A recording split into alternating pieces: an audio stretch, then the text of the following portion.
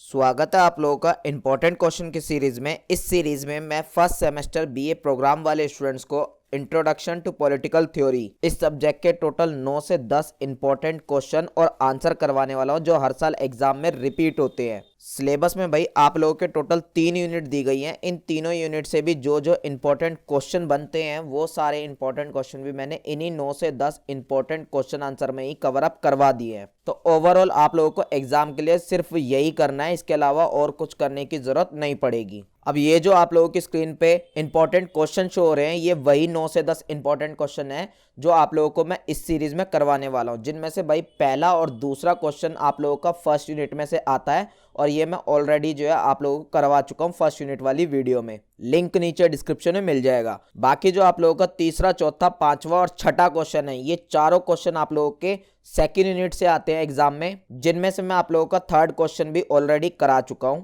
और बचे हुए जितने भी क्वेश्चन हैं ये सारे क्वेश्चन आप लोगों के थर्ड यूनिट से आने वाले हैं। बात करते हैं अपनी यूनिट की। यूनिट नंबर है हमारा 2, स्वतंत्रता, समानता, न्याय और अधिकार की अवधारणाएं। इस यूनिट से टोटल 4 ही क्वेश्चन आते हैं, जिनमें से भाई पहला आप लोगों का स्वतंत्रता के ऊपर बनता है, दूसरा समानता के ऊपर बनता है, तीसरा न्याय के ऊपर बनता है और चौथा अधिकार के ऊपर बनता है। स्वतंत्रता वाला भाई मैंने ऑलरेडी कवर अप करवा दिया, वीडियोस का लिंक नीचे डिस्क्रिप्शन में मिल जाएगा, ऑल सब्जेक्ट्स का भी और इस वीडियो का भी। आज की इस वीडियो में भाई समानता से रिलेटेड जितने भी क्वेश्चंस आप लोगों से एग्जाम में पूछे जाते हैं वो आप लोगों की स्क्रीन पे आ रहे होंगे, आप देख सकते हैं। आप लोगों को सबसे पहले तो भाई समानता का मतलब ही पूछते हैं कि क्या होता है, या कभी कभी आप लोगों को समानता के मुख्य सिद्धांत पूछ लिया जाता है, विशेषता बोल दिया जाता है या महत्व बोल देते हैं, तो वो सब चीजें भी आप लोगों को एक्सप्लेन करना होंगे। कभी कभी भाई आप लोगों को घुमा फिरा के अफसर की समानता से क्या तात्पर्य है ये पूछ लेते हैं, या डायरेक्टली आप लोगों से ये पूछ सकते हैं कि समानता के प्रकार बताओ। इसके साथ साथ भाई और भी बहुत टाइप से जो है घुमा फिरा के हर साल एग्जाम में पूछ जाते हैं क्वेश्चंस। जैसे कि आप ये लास्ट क्वेश्चन देखोगे, जटिल समानता क्या है, ये पिछले साल आया हुआ क्वेश्चन है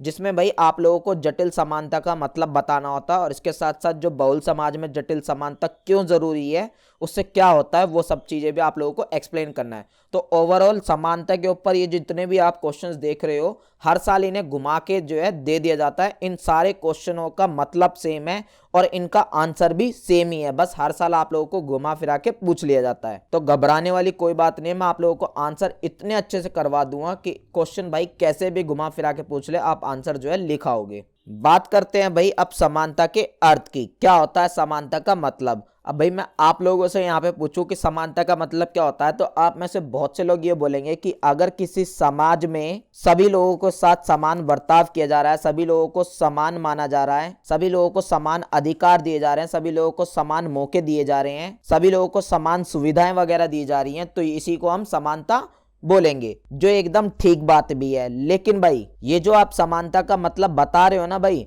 ये हो चुका है पुराना, यानी कि ये समानता का जो अवधारणा है, समानता का मतलब है, ये पुराने टाइम पे चलता था। आज के टाइम पे मतलब जो है वो थोड़ा बदल चुका है। वो कैसे, मैं आप लोगों को एक एग्जांपल से समझाता हूं जो यहाँ पे लॉस्की द्वारा दिया गया है। लॉस्की एक पढ़े लिखे इंसान का नाम है, विद्वान का नाम है। तो लॉस्की भाई ये एग्जाम्पल देते हैं कि मान लो आप भाई एक गणितज्ञ हो, गणितज्ञ यानी कि मैथमेटिशियन हो, या सिंपल लैंग्वेज में आप मान लो कि आप एक साइंटिस्ट हो, और वहीं दूसरी तरफ भाई जो आपका दोस्त है वो भाई आप लोगों का ईंटें धोने का काम करता है या वो मजदूर है। तो ऐसे में भाई अगर हम दोनों को समान मान लेंगे तो क्या ये चीज ठीक होगी? नहीं भाई, ये चीज बिल्कुल भी ठीक नहीं होगी, क्योंकि भाई आप लोग जो साइंटिस्ट बने हो वो कहीं ना कहीं बहुत ज्यादा मेहनत करके बने हो, बहुत ज्यादा पढ़ाई लिखाई करके बने हो, बहुत ज्यादा स्ट्रगल करा है आप लोगों ने, तब जाके आप साइंटिस्ट बने हो। अब ऐसे में आपको और एक मजदूर को कंपेयर करके समान मान लिया जाए तो ये चीज ठीक नहीं होगी एक साइंटिस्ट के साथ। तो इस वजह से ही भाई समानता का मतलब आज के टाइम पे क्या हो गया है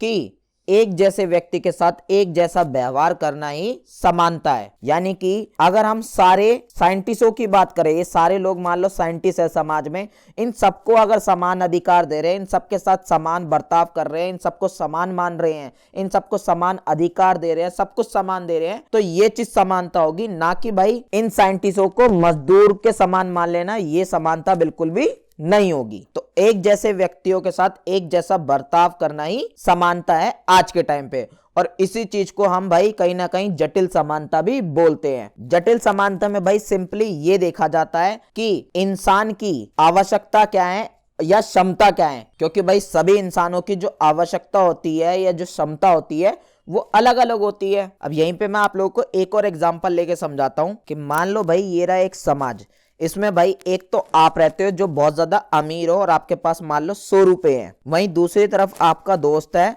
जो बहुत ज्यादा गरीब है, जिसके पास भाई एक भी रुपया नहीं है, 0 रुपए हैं उसके पास। अब ऐसे में भाई जो यहाँ की सरकार होगी इस समाज की, वो चाहती है कि भाई सारे लोग जो हैं समान हो जाएं आर्थिक रूप से, तो वो क्या करेगी, जो गरीब लोग होंगे ना उन्हें भी 100 रुपए दे देगी ताकि ये लोग भी अमीर के बराबर हो जाए और फिर जो है समाज में समानता आ जाएगी। इसी चीज को बोलते हैं हम भाई जटिल समानता, कि आवश्यकता क्या है इंसान की, क्षमता क्या है, जरूरत क्या है, उन चीजों को देखकर सुविधाएं वगैरह अलग अलग देना, इसको कहते हैं भाई समानता। और यही दूसरी तरफ मान लो अगर सरकार भाई अमीर और गरीब दोनों को ही 100 रुपए दे देती, तो अमीर के पास तो भाई 200 रुपए हो जाते और गरीब के पास 100 रुपए हो जाते, फिर भी जो गरीब है वो गरीब ही रह जाता अमीर के मुकाबले, और ऐसे में ये लोग कभी भी समान नहीं हो पाते। आई होप आप लोगों को समझ में आ गया होगा।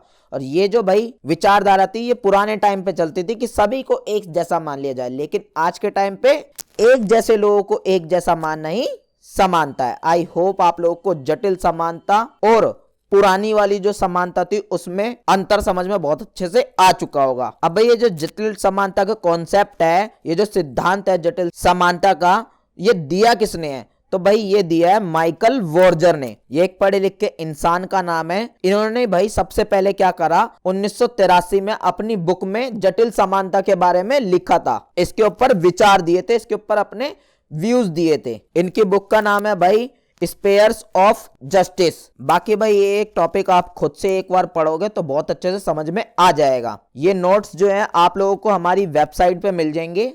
सिंपली आप लोगों को गूगल पे आना है, गूगल पे आने के बाद आप लोगों को srivastavnotes.blogspot.com सर्च कर लेना है। अगर आप फोन में सर्च करते हो तो हमारी वेबसाइट कुछ इस तरीके से आप लोगों के फोन में ओपन होगी। फिर आप लोगों को स्क्रॉल डाउन करके सबसे नीचे जाना है। नीचे जाने के बाद आप लोगों को थोड़ा सा ऊपर आना है। यहाँ पे आप लोगों को जो है ऑल सब्जेक्ट्स नोट्स का जो है सेक्शन मिल जाएगा। यहाँ पे आप लोगों को जिस भी सब्जेक्ट से नोट्स देखने हो सिंपली उस सब्जेक्ट को सेलेक्ट कर लेना है। फॉर एग्जांपल भाई हमें constitutional values and fundamental duties के नोट्स देखने हैं तो हम उस सब्जेक्ट को सेलेक्ट कर लेंगे। सेलेक्ट करने के बाद आप लोगों के सामने उस सब्जेक्ट के सारे नोट्स जो हैं चैप्टर वाइज शो हो जाएंगे। और दूसरी तरफ अगर आप कंप्यूटर या लैपटॉप में हमारी वेबसाइट को सर्च करते हो तो आप लोगों के सामने इंटरफेस कुछ इस टाइप से आएगा। यहाँ पे आप स्क्रॉल डाउन करके नीचे आओगे तो यहाँ पे भाई आप लोगों को ऑल सब्जेक्ट्स नोट्स का सेक्शन जो है यहाँ पे साइड में देखने के लिए मिल जाएगा। यहाँ पे सिंपली आप लोगों को उस सब्जेक्ट को सेलेक्ट कर लेना है जिसके आप नोट्स देखना चाहते हो। हमें constitutional values and fundamental duties के नोट्स देखना है तो हम इसको जो है सेलेक्ट कर लेते हैं।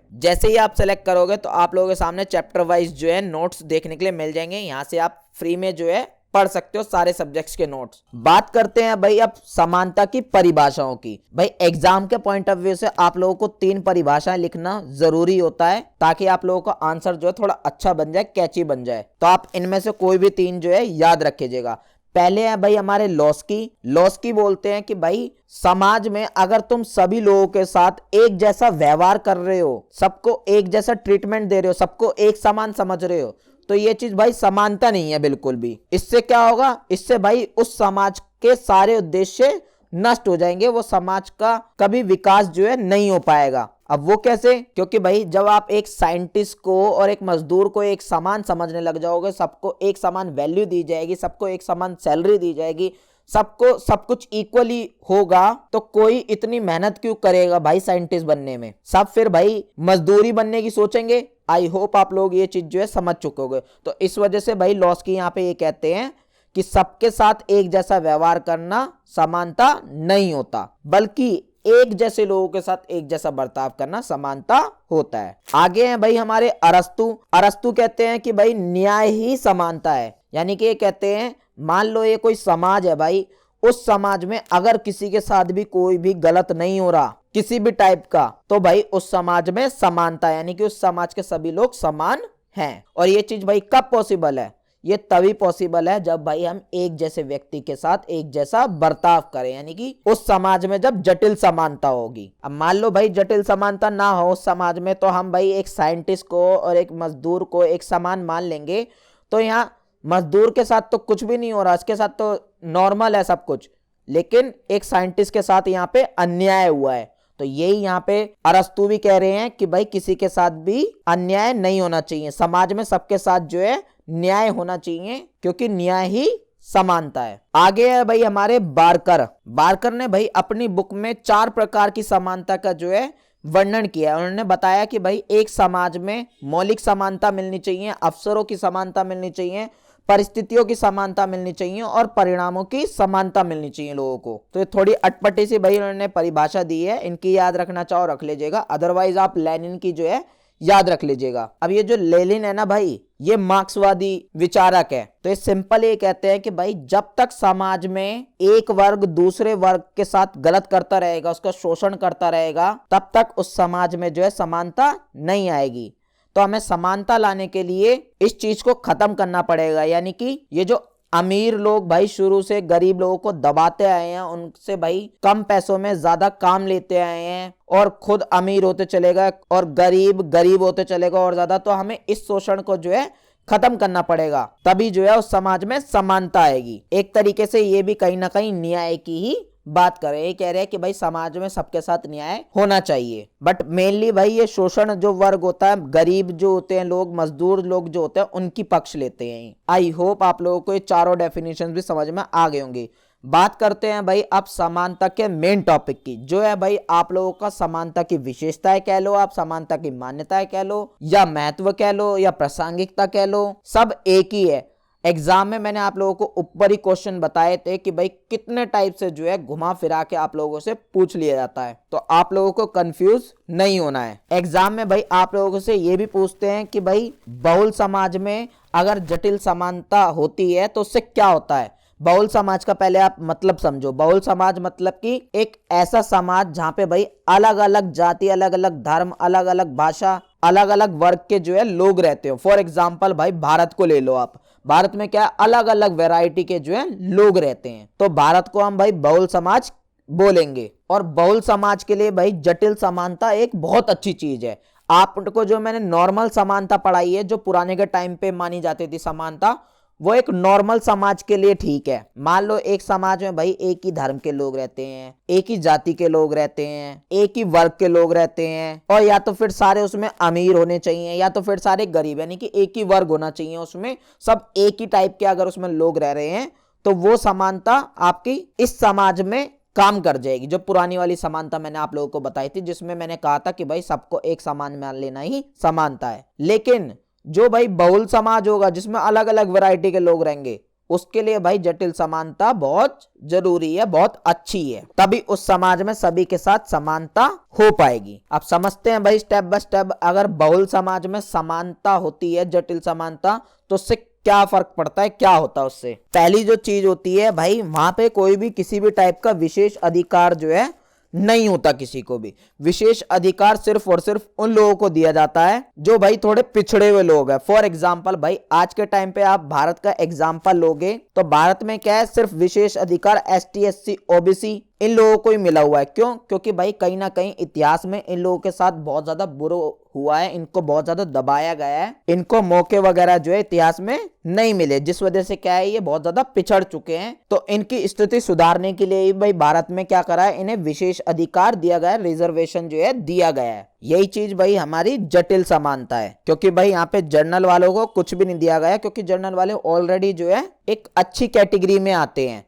लेकिन जो ST SC OBC वाले हैं भाई, ये कहीं ना कहीं जो है पिछड़ चुके हैं, बहुत ज्यादा हालत जो है इनकी खराब हो चुकी है। आज के टाइम पे बेशक बहुत अच्छी होती जा रही है, लेकिन आज भी बहुत से ऐसे इलाके हैं जहाँ पे इन लोगों की हालत जो है बहुत ज्यादा पिछड़ी हुई है। दूसरी चीज, अगर भाई किसी बहुल समाज में जटिल समानता होती है तो उसमें भाई उस समाज में किन किन लोगों के साथ अन्याय हो रहा है, इस चीज की पहचान की जाती है और फिर उसका सॉल्यूशन निकाला जाता है। फिर से भाई हम भारत का एग्जांपल लेते हैं, जैसे भारत में भाई जो पिछड़े हुए लोग हैं ST SC OBC, मैंने अभी बताया आप लोगों को, कहीं ना कहीं इतिहास में भाई इनके साथ बहुत ज्यादा भेदभाव हुआ है, उत्पीड़न हुआ है, इन्हें बहुत सताया गया है, इनके साथ बहुत ज्यादा गलत हुआ है, जिस वजह से क्या है ये बहुत ज्यादा पीछे रह गए हैं बाकी जनरल कैटेगरी के कंपैरिजन में। वो बात अलग है, आज के टाइम पे कुछ लोगों की स्थिति जो है बहुत ज्यादा सुधर चुकी है। तो भाई जिस बहुल समाज में जटिल समानता होती है, वहां पे जिन लोगों के साथ अन्याय हुआ है उन सबको पहचाना जाता है पहले, और फिर उसका सॉल्यूशन किया जाता है ताकि सभी लोगों के साथ समानता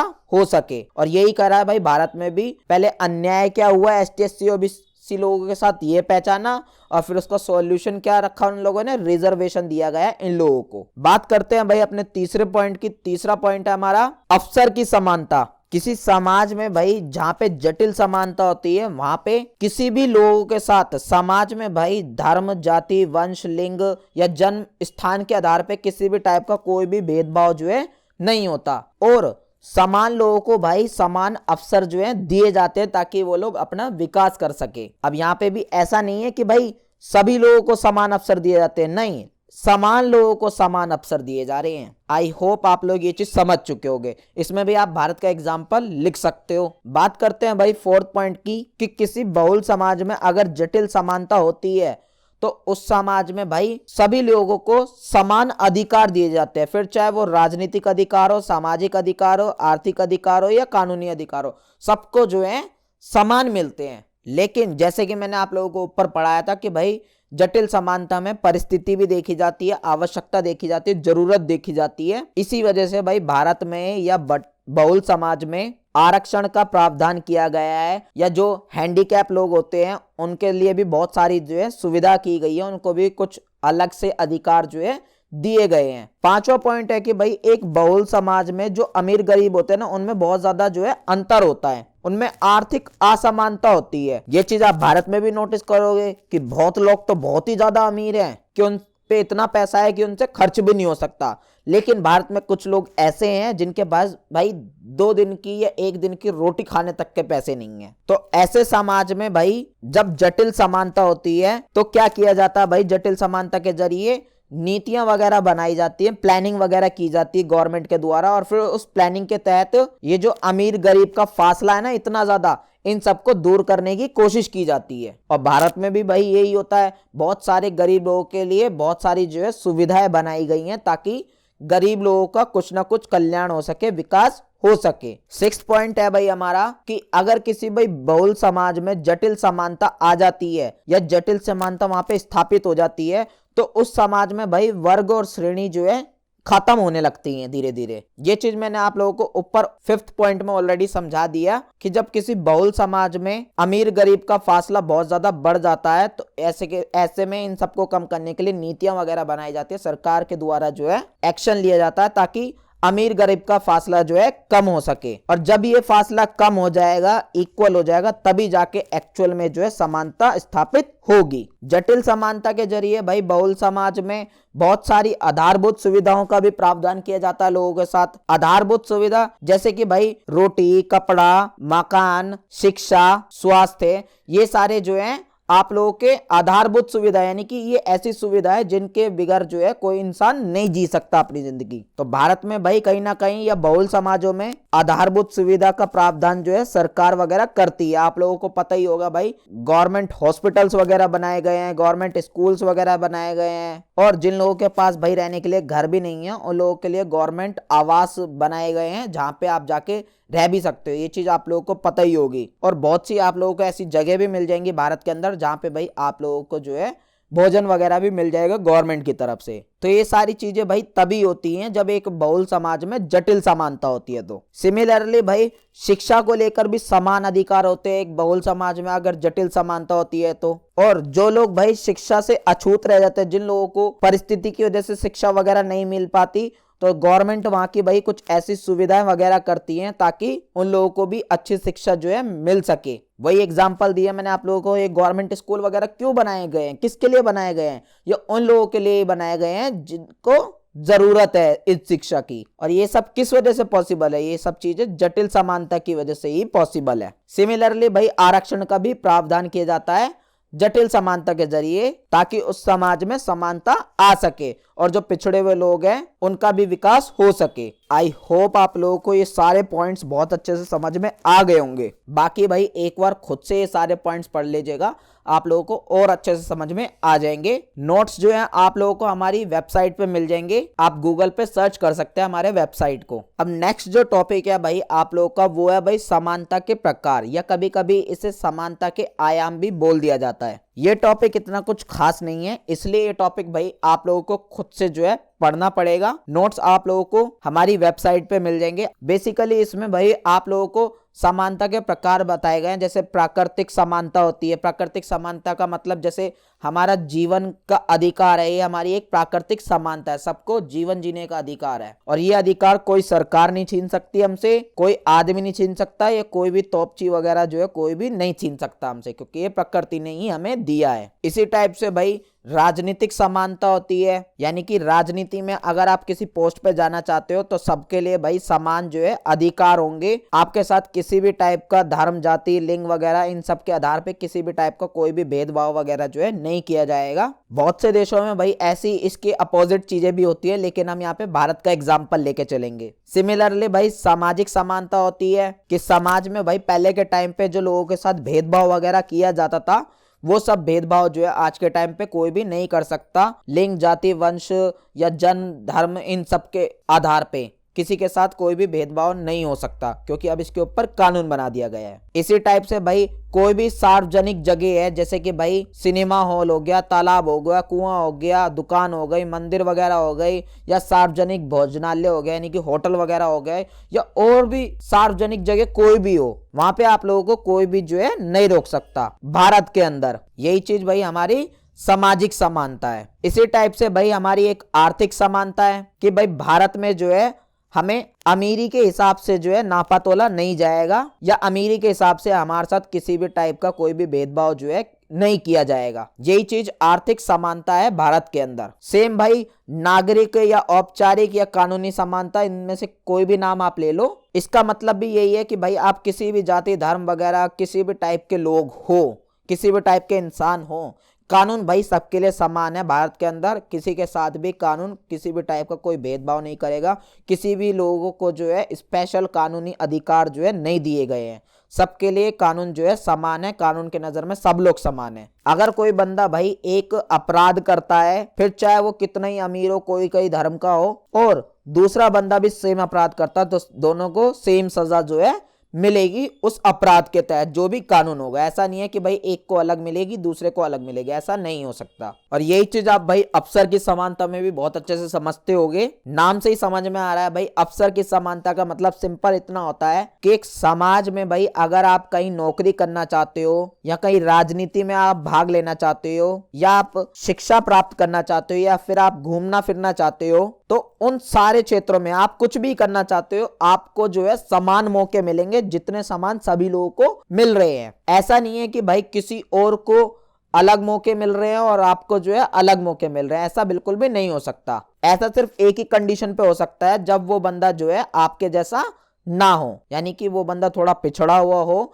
या हैंडीकैप वगैरह हो और आप बिल्कुल सही हो, तो तभी ऐसा हो सकता है। अदरवाइज बिल्कुल भी आप लोगों को जो है अवसर देने में कोई भी भेदभाव नहीं किया जाएगा। और ये जो मैंने समानता सारी आप लोगों को डिफाइन करी है भाई शॉर्टली, ये सब भाई भारत के बेसिस पे ही आप लोगों को बताई है मैंने। बहुत से देशों में ऐसी चीजें नहीं होती हैं, मैं आप लोगों को बता दूं पहले। तो एक बार भाई इन्हें डीप में खुद से जो है पढ़ लीजिएगा। नोट्स आप लोगों को वेबसाइट पे मिल जाएंगे, सब्जेक्ट वाइज, सेमेस्टर वाइज सारी जो है वहां पे आप लोगों को दे दिया गया है। जो लास्ट टॉपिक है आप लोगों का वो है भाई सकारात्मक कार्रवाई, या आप सिंपल इसे एक आरक्षण भी बोल सकते हो। इसके रिगार्डिंग भाई कभी कभी एग्जाम में क्वेश्चन जो है कर लिया जाता है, आप लोगों से घुमा फिरा के भाई आरक्षण के बारे में जो है पूछ लिया जाता है। अब आप लोगों को आरक्षण नहीं पता तो मैं पहले आप लोगों को आरक्षण का मतलब समझा देता हूं।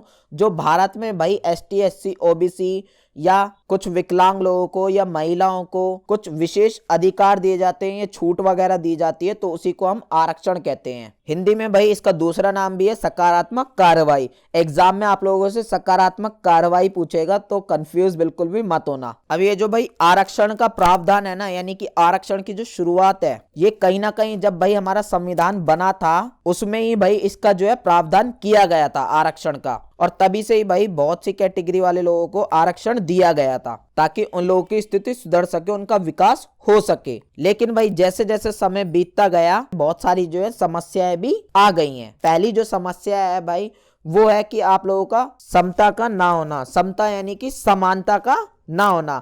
आरक्षण भाई बेसिकली क्यों लाए थे? ताकि भाई जो पिछड़े हुए लोग हैं, जो पिछड़ गए हैं बहुत बुरी तरह भारत में इतिहास की वजह से, उन लोगों को भाई कुछ अवसर मिल सके, कुछ मौके मिल सके, ताकि वो लोग जो है अपना विकास कर सके और समाज में जो है बाकी लोगों के साथ कंधे से कंधा मिला सके। लेकिन क्या सभी लोगों के साथ आज के टाइम पे हो गया है? मैं मानता हूं भाई आज के टाइम पे बहुत से लोग जो है बहुत अच्छी पोस्ट पे पहुंच गए हैं, बहुत अच्छी कंडीशन हो गई है। लेकिन आज भी भाई समाज में बहुत सारी ऐसी जगह हैं जहां भी उन लोगों के साथ बहुत सारा भेदभाव किया जाता है, उनको अभी भी समान अवसर जो है नहीं दिए जाते हैं। तो एक पहली प्रॉब्लम यह है कि भाई समानता जो है आज भी नहीं है आरक्षण के बाद भी। दूसरी जो समस्या है वो ये है कि भाई वस्तुकरण की समस्या है। वस्तुकरण यानी कि आप करप्शन मान सकते हो। आप भाई आरक्षण किया गया है एसटी एससी ओबीसी लोगों के लिए, लेकिन इस चीज का प्रॉफिट जो है वो उन लोगों को मिल ही नहीं पा रहा है, बल्कि इस चीज का प्रॉफिट कोई दूसरे लोग जो है ले जा रहे हैं। और ये सब चीजें किस वजह से हो रहा है? करप्शन की वजह से हो रहा है। जो लोग गलत कर रहे हैं इस आरक्षण का फायदा उठा के, जो सीट्स वगैरह इन लोगों के लिए रिजर्व की गई थी एसटी एससी ओबीसी वालों के लिए, वो सीट्स उन्हें मिलती नहीं है, कोई दूसरे लोग जो है पैसा भर के ले जाते हैं। अगली जो समस्या है भाई वो ये है आंकड़ों में बहुत ज्यादा कमी है। जो मैंने अभी आप लोगों को बताया कि भाई जो सीट्स हैं जो एसटी एससी ओबीसी के लिए रिजर्व की जाती हैं, उन लोगों को तो इसका प्रॉफिट होता नहीं है, बल्कि दूसरे लोग जो है इसका फायदा उठा लेते हैं, पैसे भर के सीट वो ले जाते हैं, नौकरियां वगैरह ले जाते हैं। तो ये सब चीजें मुझे भी कहां से पता लगी है भाई? एक डेटा वगैरह होता है, डेटा वगैरह जो है इकट्ठा किया जाता है गवर्नमेंट के द्वारा। अब गवर्नमेंट भी तो भाई ये जो डेटा है कहां से इकट्ठा करेगी? जो जो क्षेत्र गवर्नमेंट के अंडर में आते होंगे सिर्फ वहीं से तो इकट्ठा करेगी। लेकिन हमारे देश में भाई आज भी बहुत सी ऐसी जगह हैं जहां पे गवर्नमेंट के सारे अधिकारी जो है नहीं पहुंच पाते। वो बहुत ज्यादा पिछड़े हुए इलाके हैं, या अधिकारी को बोला जाता वहां पे, लेकिन अधिकारी जो है जाना ही नहीं चाहते ऐसे इलाकों में। तो वहां के जो है आंकड़े वगैरह सही नहीं है, वहां के आंकड़ों का कुछ भी अभी तक अता पता नहीं है। अदरवाइज तो ये आंकड़े और भी बेकार निकल सकते हैं आरक्षण से रिलेटेड। अगली जो समस्या है भाई, अगली समस्या ये है लाभ उठाने में असमर्थ। यानी कि जो आरक्षण का प्रावधान किया गया था ना भाई, ताकि लोगों का विकास वगैरह हो सके, आज भी भाई उन लोग जिन लोगों के लिए आरक्षण की सुविधा वगैरह की गई थी वो आज भी इतने पढ़े लिखे नहीं है, उनके पास इतनी टेक्नोलॉजी नहीं है, या वो इतने समझदार नहीं है कि वो इस चीज का लाभ ही नहीं उठा पाए हैं। बहुत से लोग तो उन्हें पता ही नहीं है कि भाई आरक्षण से उनका क्या प्रॉफिट है,